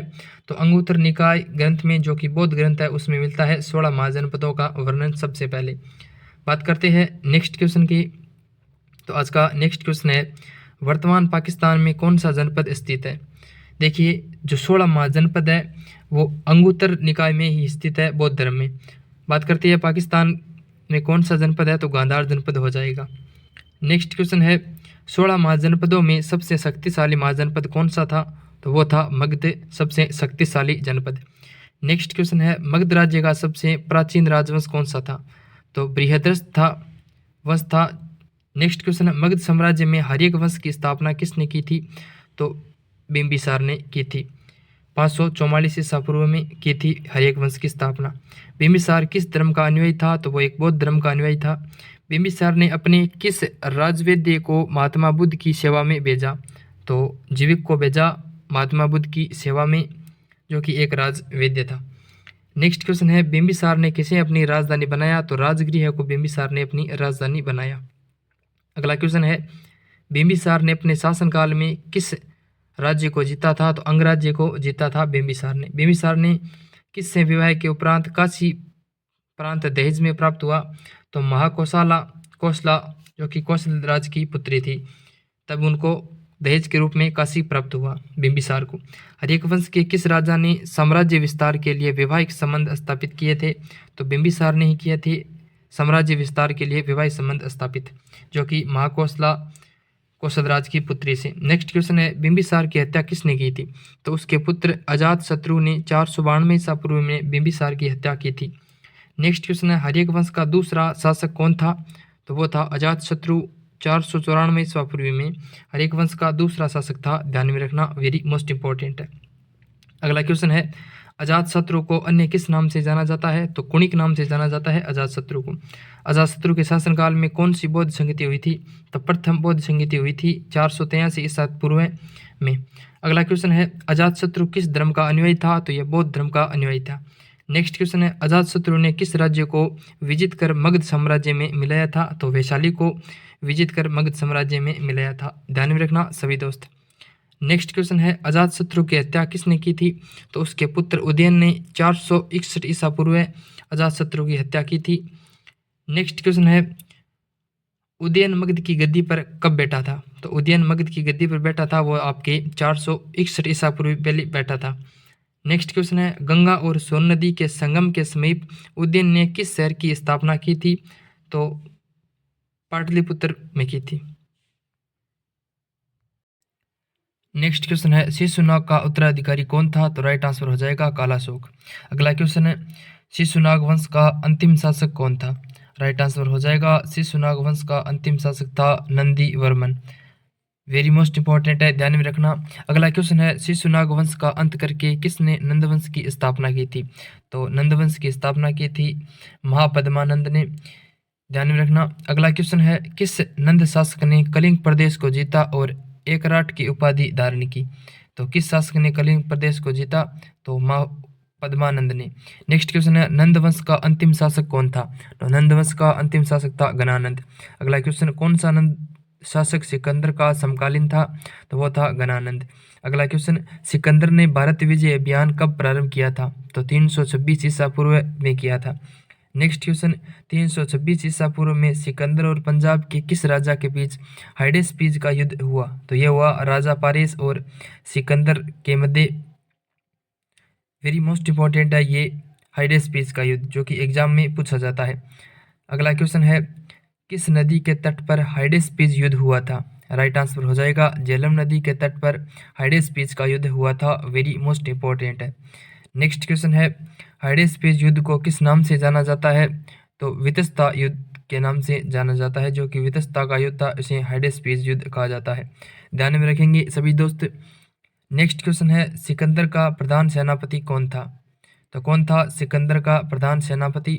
तो आपका राइट आंसर हो जाएगा सेल्यूकस निकेटर था, जो कि सिकंदर का प्रधान सेनापति था। नेक्स्ट क्वेश्चन है, सिकंदर का जल सेनापति कौन था? तो निर्याकस था सिकंदर का जल सेनापति। वेरी मोस्ट इंपॉर्टेंट है, सभी साथी ध्यान में रखेंगे। अगला क्वेश्चन है आज का, नेक्स्ट क्वेश्चन है, नंद वंश के अंतिम शासक गणानंद को हराकर किसने मगध साम्राज्य में मौर्य वंश की स्थापना की थी? तो किसने की थी? नंद वंश के अंतिम शासक गणानंद को हराकर मगध साम्राज्य में मौर्य वंश की स्थापना तो वो की थी चंद्रगुप्त मौर्य ने। कब की थी? तो 322 ईसा पूर्व में की थी। देखिए दोस्तों, वीडियो की क्वालिटी और कंटेंट पसंद आ रहा है तो वीडियो को लाइक जरूर कर देना। आपके सर की इतनी मेहनत को लाइक जरूर कर देना। मैं आपके लिए इसी प्रकार रोजाना करंट अफेयर और जीके जीएस संबंधी मैराथन क्लासें लाता रहूँगा। तो सभी दोस्त एक साथ इतना काम जरूर कर दीजिए। बढ़ते हैं आज के नेक्स्ट क्वेश्चन की तरफ। क्वेश्चन है, चंद्रगुप्त मौर्य ने किसकी सहायता से गणानंद को हराकर मौर्य वंश की नींव रखी थी? तो चाणक्य को हराकर रखी थी मौर्य वंश की नींव। नेक्स्ट क्वेश्चन है, चाणक्य को अन्य किस नामों से जाना जाता है? तो चाणक्य को अन्य किस नामों से जाना जाता है? तो कौटिल्य और विष्णुगुप्त के नाम से जाना जाता है। अगला क्वेश्चन, चाणक्य द्वारा किस पुस्तक को लिखा गया? तो अर्थशास्त्र को लिखा गया चाणक्य द्वारा। वेरी मोस्ट इंपॉर्टेंट है एग्जाम पॉइंट ऑफ व्यू की दृष्टि से। अगला क्वेश्चन है आज का, नेक्स्ट क्वेश्चन, अर्थशास्त्र का संबंध किससे था? तो किससे था? राजनीति से था अर्थशास्त्र का संबंध। वेरी मोस्ट इंपॉर्टेंट है, सभी दोस्त ध्यान में रखेंगे। अर्थशास्त्र का संबंध राजनीति से। बढ़ते हैं आज के नेक्स्ट क्वेश्चन की तरफ। क्वेश्चन है, विशाखा दत्त द्वारा रचित मुद्रा राक्षस नाटक में चंद्रगुप्त मौर्य को किस कुल का बताया गया है? तो मुद्रा राक्षस नाटक में चंद्रगुप्त मौर्य को वृषल कुल का बताया गया है, मतलब निम्न कुल में उत्पन्न बताया गया है मुद्रा राक्षस नाटक में चंद्रगुप्त मौर्य को। अगला क्वेश्चन, चंद्रगुप्त मौर्य किस धर्म का अनुयायी था? तो जैन धर्म का अनुयायी था चंद्रगुप्त मौर्य। अगला क्वेश्चन है, किसकी तुलना मैकियावेली की प्रिंस पुस्तक से की जाती है? तो चाणक्य के अर्थशास्त्र की तुलना मैकियावेली के प्रिंस पुस्तक से की जाती है, सभी दोस्त ध्यान में रखेंगे। नेक्स्ट क्वेश्चन है, मौर्य समाज में प्रचलित मुद्रा का क्या नाम था? तो राइट आंसर हो जाएगा पण था मौर्य साम्राज्य में प्रचलित मुद्रा का नाम। अगला क्वेश्चन है, चंद्रगुप्त मौर्य ने सेल्यूकस को कब पराजित किया था? तो 305 ईसा पूर्व में सेल्यूकस को पराजित किया था। अगला क्वेश्चन है, सेल्यूकस ने पराजित होने के बाद अपनी किस पुत्री का विवाह चंद्रगुप्त मौर्य से करवाया था? तो वो थे कार्नेलिया, जिसका विवाह चंद्रगुप्त मौर्य ने चंद्रगुप्त मौर्य से करवाया था सेल्यूकस ने। ध्यान में रखना सभी दोस्त, कार्नेलिया का विवाह हुआ था चंद्रगुप्त मौर्य से। अगला क्वेश्चन है, सेल्यूकस निकेटर ने किस राजदूत को चंद्रगुप्त मौर्य के दरबार में भेजा था? तो वो था मेगस्थनीज। मेगस्थनीज आया था चंद्रगुप्त मौर्य के दरबार में। अगला क्वेश्चन, मेगस्थनीज ने कौन सी पुस्तक लिखी थी? तो वो लिखी थी इंडिका पुस्तक।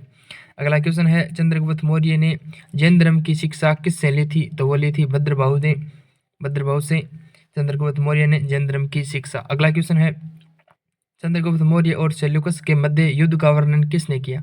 राइट आंसर हो जाएगा एपियानस में किया। नेक्स्ट क्वेश्चन है, चंद्रगुप्त मौर्य की मृत्यु कब और कहाँ हुई थी? तो 298 ईसा पूर्व श्रवण बेलगोला में हुई थी चंद्रगुप्त मौर्य की मृत्यु। ध्यान में रखना सभी दोस्त, 298 ईसा पूर्व। चंद्रगुप्त मौर्य ने किस विधि द्वारा प्राणों का त्याग किया? तो संलेखना विधि द्वारा। जैन धर्म में उपवास द्वारा प्राण त्याग दिए थे। तो चंद्रगुप्त मौर्य जैन धर्म के खास अनुयायी थे, सभी दोस्त ध्यान में रखेंगे। बढ़ते हैं आज के नेक्स्ट क्वेश्चन की। क्वेश्चन है, चंद्रगुप्त मौर्य की मृत्यु के बाद कौन मौर्य वंश का अगला शासक बना? तो वो बना बिंदुसार, जो कि चंद्रगुप्त मौर्य की मृत्यु के बाद मौर्य वंश का अगला शासक बना। नेक्स्ट क्वेश्चन है, बिंदुसार का शासनकाल कब से कब तक रहा? तो 298 ईसा पूर्व से 273 ईसा पूर्व तक रहा बिंदुसार का शासनकाल। अगला क्वेश्चन, बिंदुसार को अन्य किस नाम से जाना जाता है? तो अमित्रघात शत्रु विनाशक के रूप में जाना जाता है। नेक्स्ट क्वेश्चन है, जैन ग्रंथों में बिंदुसार को क्या कहा गया है? तो सिंहसेन कहा गया है जैन ग्रंथों में बिंदुसार को। अगला क्वेश्चन है, बिंदुसार के दरबार में कौन विदेशी राजदूत आया था? तो वो था डायमेक्स। अगला क्वेश्चन है, मिस्र के शासक टालमी द्वितीय ने बिंदुसार के दरबार में किस राजदूत को भेजा था? तो वो भेजा था डायनोसिस को भेजा था बिंदुसार के दरबार में। अगला क्वेश्चन, मौर्य प्रशासन में वन विभाग के प्रधान को क्या कहा जाता था? तो आटविक कहा जाता था। अगला क्वेश्चन है, बिंदुसार किस संप्रदाय का अनुयायी था? तो वो थे आजीविक संप्रदाय के अनुयायी। नेक्स्ट क्वेश्चन, बिंदुसार का कौन सा पुत्र मौर्य वंश का अगला उत्तराधिकारी बना? तो वो बना सम्राट अशोक। ध्यान में रखना सभी दोस्त, वेरी मोस्ट इंपॉर्टेंट है, जो कि मौर्य वंश का अगला उत्तराधिकारी। नेक्स्ट क्वेश्चन, अशोक कब मगध की गद्दी पर बैठा था? तो 269 ईसा पूर्व बैठा था। अगला क्वेश्चन, मगध की गद्दी पर बैठने से पहले अशोक कहाँ का राज्यपाल था? तो उज्जैन का राज्यपाल था। नेक्स्ट क्वेश्चन है, अभिलेखों में सम्राट अशोक को कौन सी उपाधि दी गई? तो देवनाम प्रिय नाम से सम्राट अशोक को जाना गया अभिलेखों में। अगला क्वेश्चन, पुराणों में अशोक को किस नाम से जाना जाता था? तो अशोक वर्धन के नाम से पुराणों में अशोक को जाना जाता था। किस अभिलेख में अशोक को स्वयं को मगध का राजा बताया? तो अशोक ने स्वयं को मगध का राजा बताया, वो भाब्रू अभिलेख में बताया। नेक्स्ट क्वेश्चन है, अशोक द्वारा स्थापित शिलालेखों की संख्या कितनी है? तो कुल 14 शिलालेख है अशोक द्वारा स्थापित शिलालेख। शिलालेखों का पता किसने लगाया अशोक के? तो वो लगाया पाद्रेटी फेंथेलर, जो 1950 में लगाया अशोक के शिलालेखों का पता। ध्यान में रखेंगे सभी दोस्त। बढ़ते हैं साथ ही नेक्स्ट क्वेश्चन की तरफ। क्वेश्चन है, अशोक के अभिलेखों को पढ़ने में सबसे पहली सफलता किसे मिली? तो वो मिली जेम्स प्रिंसेप को। ध्यान में रखना, वेरी मोस्ट इंपॉर्टेंट है। अशोक के अभिलेखों का पता लगाया पाद्रेटी फेंथलेर ने 1950 में, और अशोक के अभिलेखों को पढ़ने का सबसे पहली सफलता किसने मिली? तो यह मिली जेम्स प्रिंसेप को 1837 ईस्वी में। नेक्स्ट क्वेश्चन है सम्राट अशोक ने कलिंग पर आक्रमण कब किया? तो 261 ईसा पूर्व किया अशोक सम्राट ने कलिंग पर आक्रमण। नेक्स्ट क्वेश्चन है अशोक ने किस घटना के बाद युद्ध नीति का त्याग किया? तो कलिंग युद्ध के बाद अशोक ने युद्ध नीति का त्याग किया। नेक्स्ट क्वेश्चन है कलिंग युद्ध का वर्णन किस अभिलेख में मिलता है? तो 13वें अभिलेख में मिलता है। अगला क्वेश्चन है अशोक ने युद्ध नीति का त्याग करने के बाद किस धर्म को अपनाया था? तो बौद्ध धर्म को अपनाया था। ध्यान में रखेंगे सभी दोस्त। नेक्स्ट क्वेश्चन है अशोक को किस बौद्ध भिक्षु ने बौद्ध धर्म की शिक्षा दी थी? तो वो थी उपगुप्त ने। सभी दोस्त ध्यान में रखेंगे। नेक्स्ट क्वेश्चन है कल्हण द्वारा रचित राजतरंगिणी में अशोक को किस धर्म का अनुयायी बताया गया है?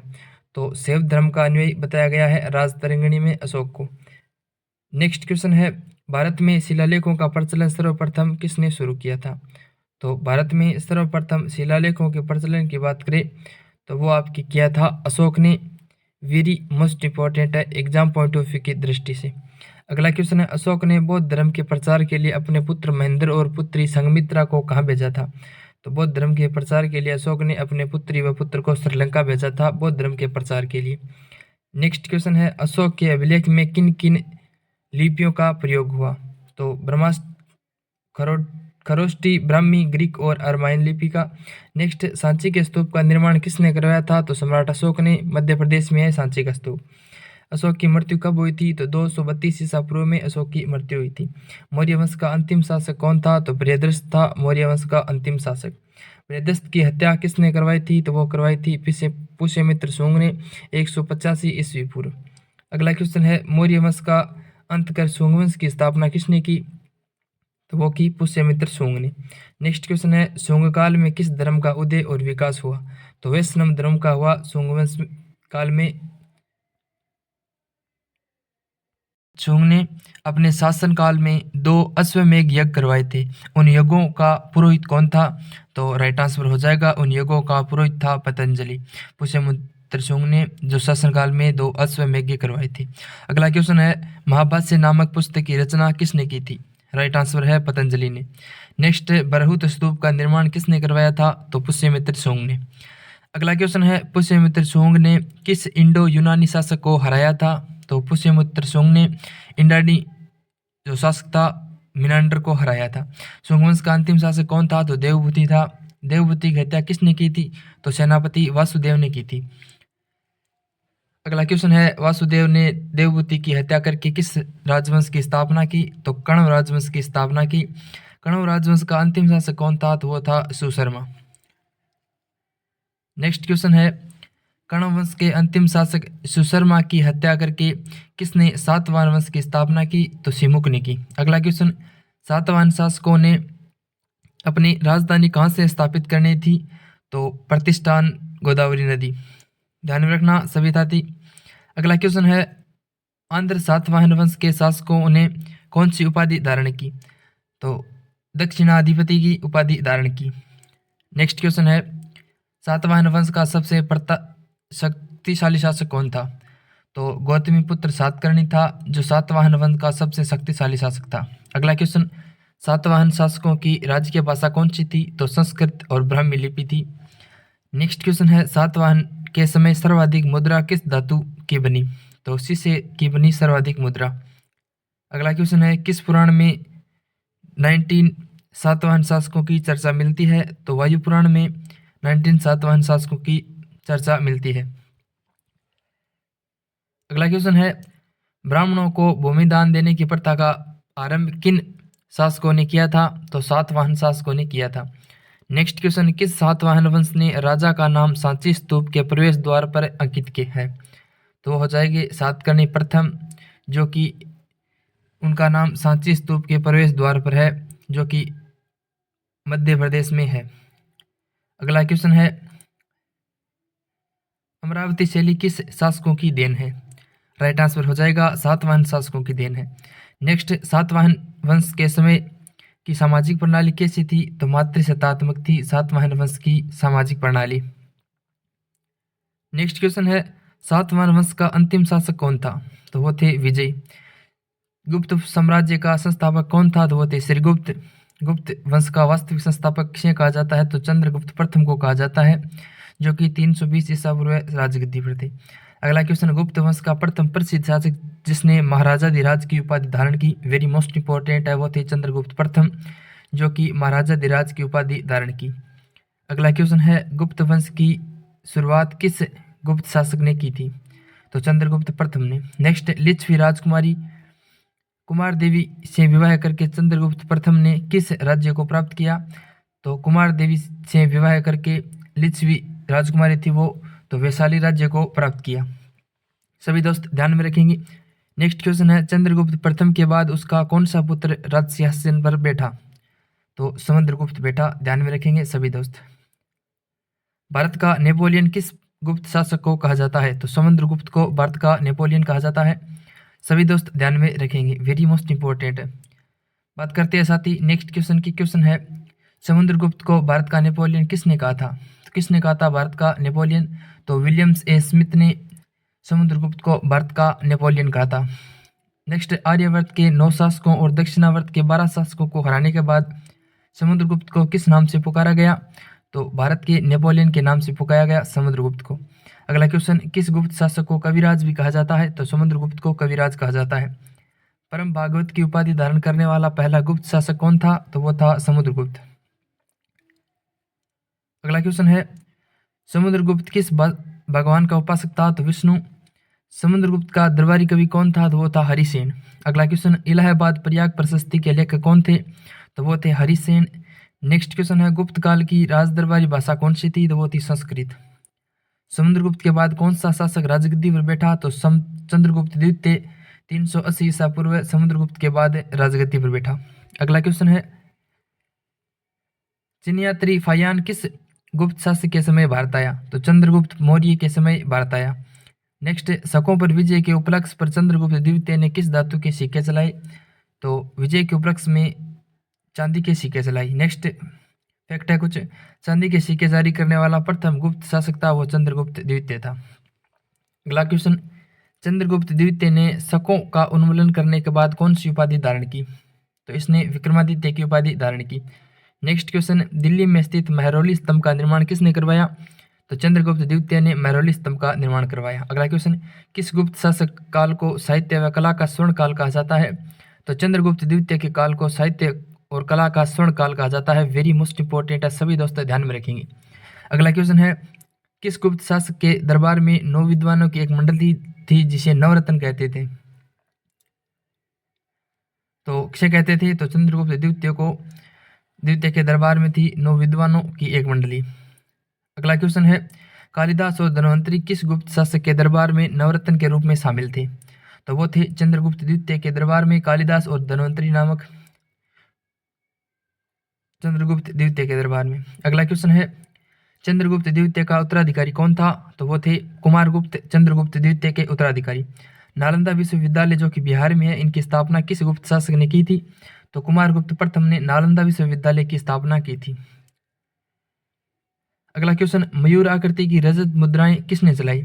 तो कुमारगुप्त प्रथम ने चलाई। कुमारगुप्त प्रथम किस धर्म का अनुयायी था? तो वो वैष्णव धर्म का अनुयायी था। कुमारगुप्त प्रथम का उत्तराधिकारी कौन था? तो वो था स्कंदगुप्त, जिसका शासनकाल 455 ईसा से 467 ईसा तक। नेक्स्ट, किस गुप्त शासक ने समय हुणों ने भारत पर सर्वाधिक आक्रमण किए? तो स्कंदगुप्त के समय हुणों ने भारत पर सर्वाधिक आक्रमण करेंगे। सभी दोस्त ध्यान में रखेंगे। नेक्स्ट क्वेश्चन, हुणों को पराजित करने के बाद स्कंदगुप्त ने कौन सी उपाधि धारण की थी? तो विक्रमादित्य की उपाधि धारण की थी स्कंदगुप्त ने हुणों को पराजित करने के बाद। अगला क्वेश्चन, किस गुप्त शासक ने गिरनार पहाड़ पर स्थित सुदर्शन झील का जीर्णोद्धार कराया था? तो वो थे स्कंदगुप्त। स्कंदगुप्त ने गिरनार पहाड़ पर स्थित सुदर्शन झील का जीर्णोद्धार करवाया। नेक्स्ट, अंतिम गुप्त शासक कौन था? तो भानुगुप्त था अंतिम गुप्त शासक। किस महान खगोल विज्ञानी और गणितज्ञ का संबंध गुप्त काल से है? तो वो थे आर्यभट्ट, जिनका संबंध गुप्त काल से है। अगला क्वेश्चन है, सोने के सर्वाधिक सिक्के किस वंश के काल में जारी किए गए? तो गुप्त काल के वंश में सोने के सर्वाधिक सिक्के जारी किए गए। अगला क्वेश्चन, भीतरी स्तंभलेख का संबंध किस गुप्त वंश से है? तो स्कंदगुप्त से। विष्णु शर्मा द्वारा पंचतंत्र और हितोपदेश की रचना किस काल में की गई? तो वो की गई आपके गुप्त काल वंश में। ध्यान में रखना, वेरी मोस्ट इंपॉर्टेंट क्वेश्चन है, कंपटीशन एग्जाम की दृष्टि से काफी ज्यादा इंपॉर्टेंट है, डबल स्टार लगा लेना, पंचतंत्र और हितोपदेश की रचना। अगला क्वेश्चन है, सांस्कृतिक उपलब्धियों के कारण भारतीय इतिहास का स्वर्ण युग किस काल को कहा जाता है? तो गुप्त काल को कहा जाता है भारतीय इतिहास का स्वर्ण युग। ध्यान में रखेंगे सभी दोस्त, काफी ज्यादा इंपॉर्टेंट है। अगला क्वेश्चन, प्रथम भारतीय रचना कौन सी है जिसका अनुवाद यूरोपीय भाषाओं में अब हुआ? तो वो है अभिज्ञान शाकुंतलम। वो प्रथम भारतीय रचना है जिसका अनुवाद यूरोपीय भाषाओं में हुआ। अगला क्वेश्चन है, गुप्त काल में सोने के सिक्कों को क्या कहा जाता था? तो दिनार कहा जाता था। नेक्स्ट, गुप्त वंश के पतन के बाद कौन सा वंश शक्तिशाली था? तो पुष्यवती सोंग शक्तिशाली था। नेक्स्ट, पुष्यवती वंश की स्थापना किसने की थी? तो पुष्यवती वर्धन ने की थी। पुष्यवती वंश का सबसे प्रतापी राजा कौन था? तो वो था हर्षवर्धन, पुष्यवती वंश का सबसे प्रतापी राजा। अगला क्वेश्चन, हर्षवर्धन कब राजगद्दी पर बैठा था? तो 606 ईस्वी पूर्व हर्षवर्धन राजगद्दी पर बैठा था। अगला क्वेश्चन, पुष्यवती वंश की स्वतंत्रता का जन्मदाता किसे कहा जाता है? तो प्रभाकर वर्मन को कहा जाता है। सभी दोस्त ध्यान में रखेंगे। अगला क्वेश्चन, प्रभाकर वर्मन की कितनी संतान थी? तो 2 पुत्र राज्यवर्धन और हर्षवर्धन और 1 पुत्री राजेश्वरी प्रभाकर वर्मन की संतानें थी। तो कुल 3 संतानें थी उनकी, ध्यान में रखेंगे सभी दोस्त। अगला क्वेश्चन है, भारत का अंतिम हिंदू सम्राट किसे कहा जाता था? देखिए दोस्तों, वीडियो की क्वालिटी और कंटेंट पसंद आ रहा है तो वीडियो को लाइक जरूर करना, चैनल को सब्सक्राइब जरूर करना। तो हर्षवर्धन भारत का अंतिम हिंदू सम्राट कहा जाता है। नेक्स्ट क्वेश्चन है, हर्षवर्धन के शासनकाल में कौन सा प्रसिद्ध चीनी यात्री भारत आया? तो वो आया ह्वेनसांग, जो कि हर्षवर्धन के शासनकाल के समय प्रसिद्ध चीनी यात्री था, वो भारत आया था। अगला क्वेश्चन, हर्षवर्धन के भाई राज्यवर्धन की हत्या किसने की थी?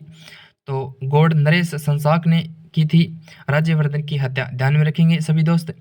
ग्रह वर्मा की हत्या कर राजश्री को किसने बंदी बनाया था? तो मालवा के शासक देवगुप्त ने ग्रह वर्मा की हत्या कर राजश्री को बंदी बनाया। अगला क्वेश्चन, हर्षवर्धन ने किस शासक को हराकर कन्नौज पर अधिकार कर लिया और उसे अपनी राजधानी भी बनाया? तो संसाक। नेक्स्ट क्वेश्चन है, हर्षवर्धन को किस चालुक्य शासक ने नर्मदा नदी के तट पर पराजित किया था? तो पुलकेशिन। सभी दोस्त ध्यान में रखेंगे। नेक्स्ट है, हर्षवर्धन का दरबारी कवि कौन था? तो वो थे बाणभट्ट। अगला क्वेश्चन, हर्षचरित की रचना किसने की थी? तो बाणभट्ट ने की थी। नेक्स्ट क्वेश्चन है, नागानंद रत्नावली प्रियदर्शिका नामक नाटकों की रचना किसने की थी? तो इस नाटकों की रचना की थी हर्षवर्धन ने। नेक्स्ट क्वेश्चन है, द्वितीय अशोक के नाम से कौन प्रसिद्ध था? तो हर्षवर्धन था द्वितीय अशोक के नाम से प्रसिद्ध। अगला क्वेश्चन है, प्रयाग के संगम पर कुंभ मेला का प्रारंभ किसने किया था? तो हर्षवर्धन ने किया था।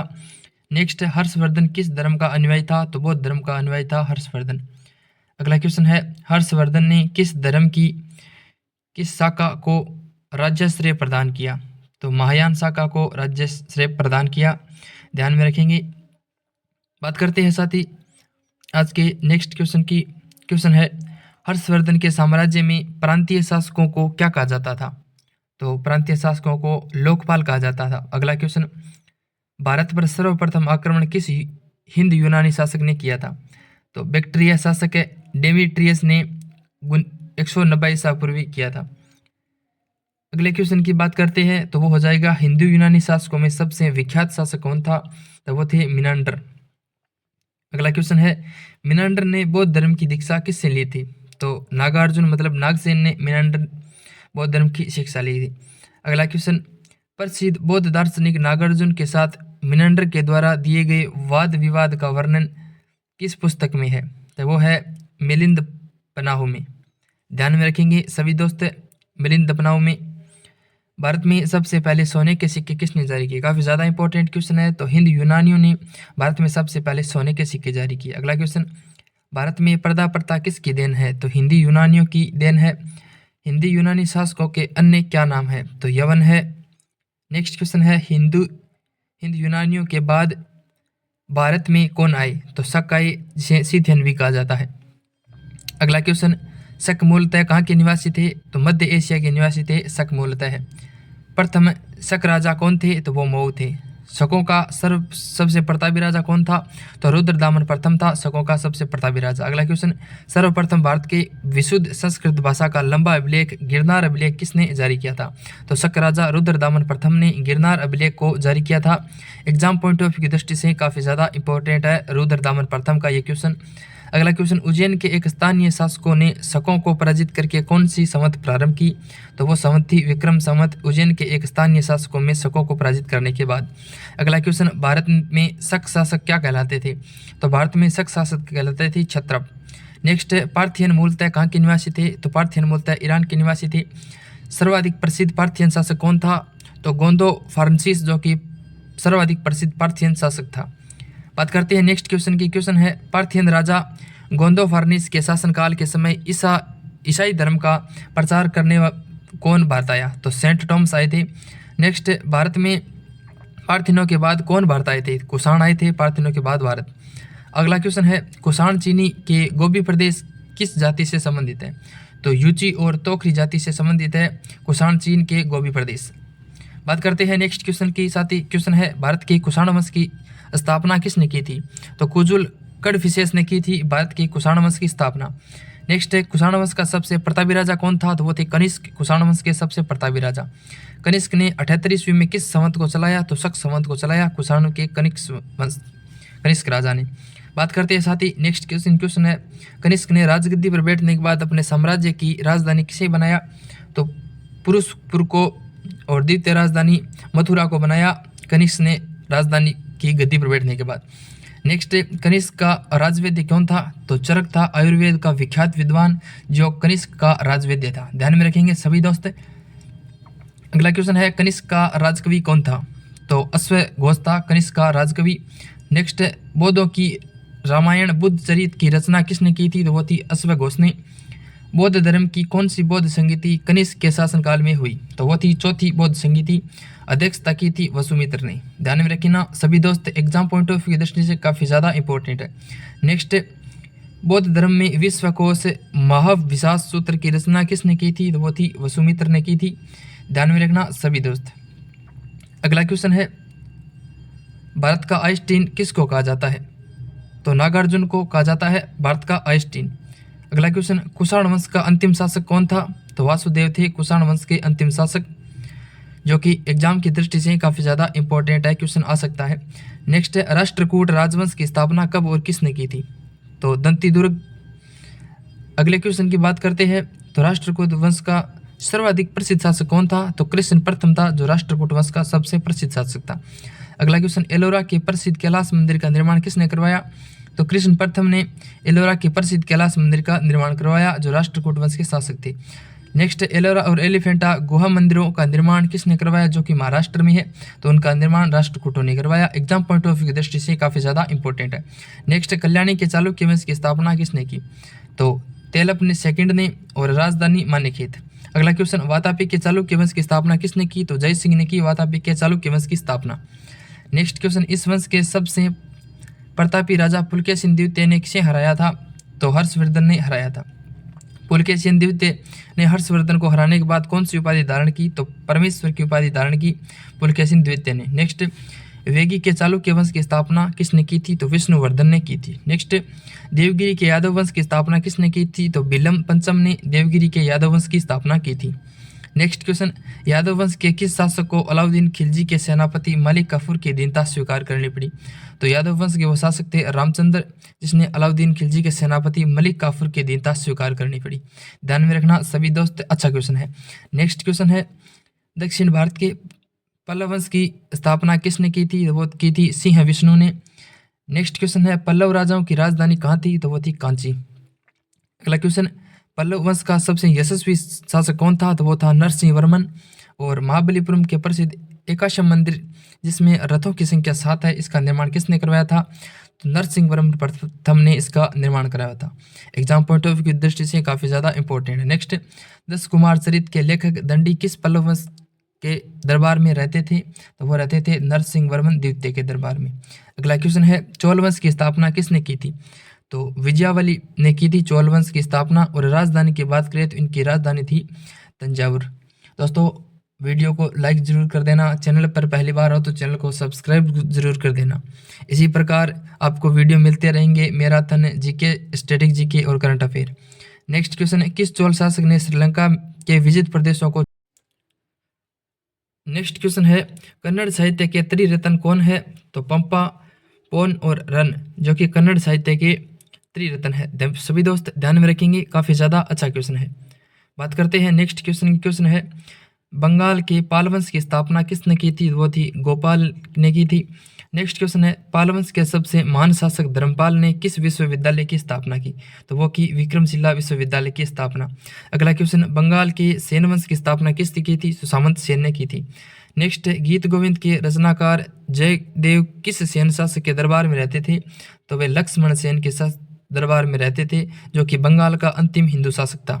नेक्स्ट कश्मीर के लोहार राजवंश की स्थापना किसने की थी?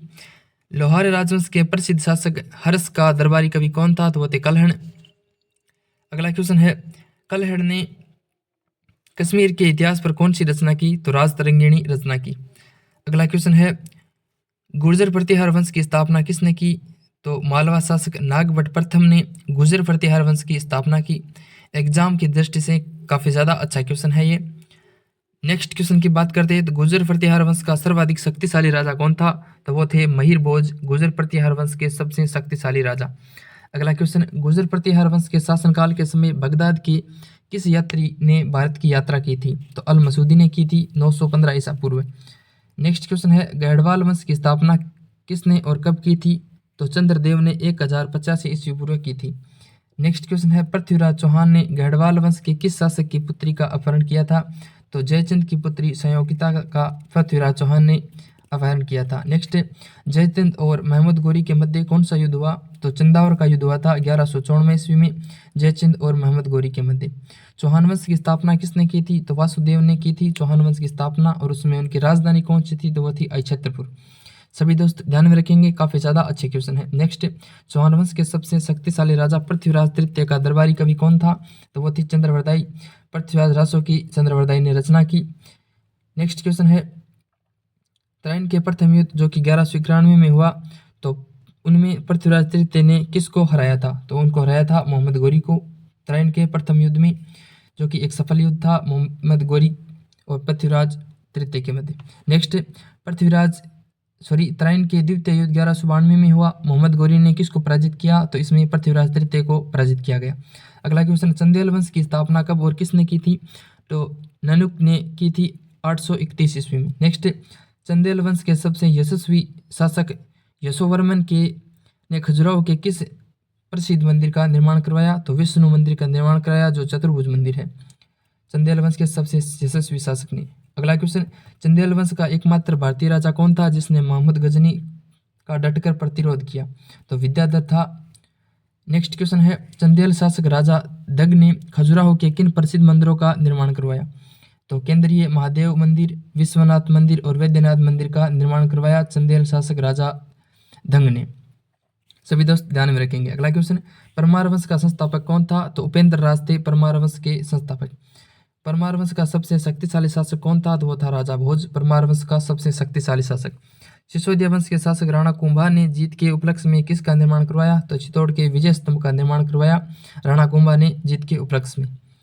अगला क्वेश्चन है बात करते हैं आज के नेक्स्ट क्वेश्चन की। क्वेश्चन है खटोली का युद्ध किसके मध्य हुआ? तो राणा सांगा और इब्राहिम लोदी के मध्य खटोली का युद्ध हुआ, जो 1518 ईस्वी में हुआ। नेक्स्ट क्वेश्चन है सिसोदिया वंश के शासक महाराणा प्रताप और अकबर के मध्य कौन सा युद्ध हुआ? तो हल्दी घाटी का युद्ध हुआ। विश्व प्रसिद्ध हल्दी घाटी का युद्ध 1576 ईस्वी में हुआ। बात करते हैं नेक्स्ट क्वेश्चन है सोलंकी वंश की स्थापना किसने की थी? तो मूलराज प्रथम ने सोलंकी वंश की स्थापना की थी। नेक्स्ट सोलंकी वंश का सबसे प्रसिद्ध शासक कौन था? तो भीम प्रथम था सोलंकी वंश का सबसे प्रसिद्ध शासक। अगला क्वेश्चन सोलंकी वंश के किस राजा के समय महमूद गजनवी ने सोमनाथ के शिव मंदिर पर आक्रमण किया? तो शिव मंदिर पर आक्रमण किया, जो कि सोमनाथ की प्रसिद्ध मंदिर है। तो उस समय का वहाँ का शासक था भीम प्रथम। ध्यान में रखेंगे सभी दोस्त, एक अच्छा क्वेश्चन है। और मोहम्मद गजनवी ने इसी आक्रमण के दौरान भारत से सर्वाधिक सोना लूट कर गई। अगला क्वेश्चन प्रसिद्ध दिलवाड़ा मंदिर कहाँ स्थित है? तो राजस्थान में है प्रसिद्ध दिलवाड़ा के जैन मंदिर। इंपॉर्टेंट पॉइंट है कुछ, यह मंदिर 5 मंदिरों का समूह है, राजस्थान के सिरोही जिले में माउंट आबू नगर में स्थित है, और यह एक जैन मंदिर है। निर्माता की बात करें तो इनके निर्माता थे वास्तुपाल और तेजपाल नामक ये 2 भाई थे जिन्होंने दिलवाड़ा के जैन मंदिरों का निर्माण किया, जो कि एक अच्छा क्वेश्चन है एग्जाम पॉइंट ऑफ व्यू की दृष्टि से। तो ये थे दोस्तों हमारे टॉप 50 100 क्वेश्चन, जो कि एग्जाम पॉइंट ऑफ व्यू की दृष्टि से देखें तो काफ़ी ज़्यादा इंपॉर्टेंट है। मैंने आपके लिए वो क्वेश्चन लिए थे जो कि बार बार एग्जामों में रिपीट हो रहे हैं, और प्राचीन इतिहास से संबंधित एक भी वो क्वेश्चन नहीं होगा जो कि एग्जामों में नहीं आ रहा है और महत्वपूर्ण नहीं है। तो वीडियो पूरा एंड तक ध्यान से देखना, और वीडियो समझ में ना आए तो वीडियो को एक बार स्किप करके दोबारा से देख लेना, क्योंकि मैंने सभी क्वेश्चन अलग से लिए हैं 500 क्वेश्चन, और मेरी तरफ से मैंने 100% दिया है। तो अब आपका काम है वीडियो को लाइक करना, अपने दोस्तों के साथ शेयर करना, चैनल पर पहली बार हो तो चैनल को सब्सक्राइब जरूर कर लेना। और नेक्स्ट क्लास आने वाली है मध्यकालीन इतिहास की, और उसके बाद हम करेंगे एक मैराथन और, जो कि आधुनिक इतिहास की रहने वाली है। तो जुड़े रहिए हमारे साथ, मिलते हैं नेक्स्ट वीडियो में इसी जोर शोर जुनून के साथ, इसी जज्बे के साथ। और जय हिंद, जय भारत, बहुत बहुत शुक्रिया।